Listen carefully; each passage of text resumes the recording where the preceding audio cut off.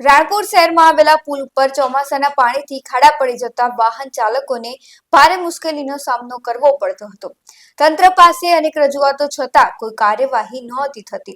આ સ્થિતિને જોઈને નાની વાવડી ગામના યુવાન અને રાણપુર ખાતે ફરજ બજાવતા એડવોકેટ ચાપરાજસિંહ ડોડિયાએ પોતે આગળ આવીને એક જવાબદારી ભર્યું પગલું ભર્યું। તેમણે મિત્રો સાથે મળીને સિમેન્ટ અને કોન્ક્રીટનો માલ લાવી ખાડો પૂરી દીધો, જેના કારણે વાહન ચાલકોને રાહત મળી।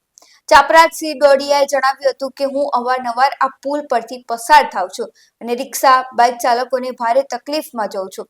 ખાડાના કારણે અકસ્માતની શક્યતા હતી, તેથી મેં અને મારા મિત્રોએ સાથે મળી આ કામ હાથ ધર્યું। આ પહેલ એક સરકારી તંત્ર માટે શરમજનક અને સમાજ માટે પ્રેરણાદાયી છે। જ્યાં તંત્ર નિષ્ફળ ગયું, ત્યાં એક સામાન્ય નાગરિકે જવાબદારી નિભાવી।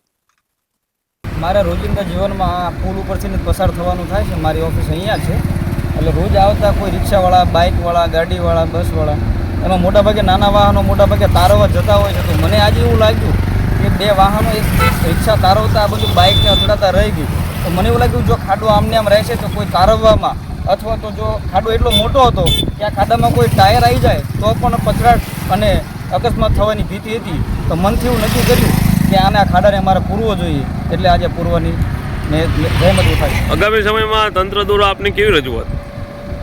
મારી તંત્રને એટલી રજૂઆત છે કે જ્યાં પણ આવા કોઈ સમારકામ કરવાના હોય કે જ્યાં જરૂર હોય ત્યાં આવા 2 કે 3 અથવા તો જે એમની અનુકૂળતા મુજબ આવા મજૂર અથવા તો કોઈ કડિયા કે જે એમને અનુકૂળ પડતો એવા માણસો મૂકી અને આવા કામ કરાવે તો ચોમાસામાં થયેલા આવા ખાડા અને ભવિષ્યમાં અકસ્માત થતા અટકે। એટલા માટે તંત્રની રજૂઆત છે આવા જ્યાં પણ આવા કોઈ સમારકામ કરવાના કામો દેખાય ત્યાં યુદ્ધના ધોરણે કામો પૂરા કરવા।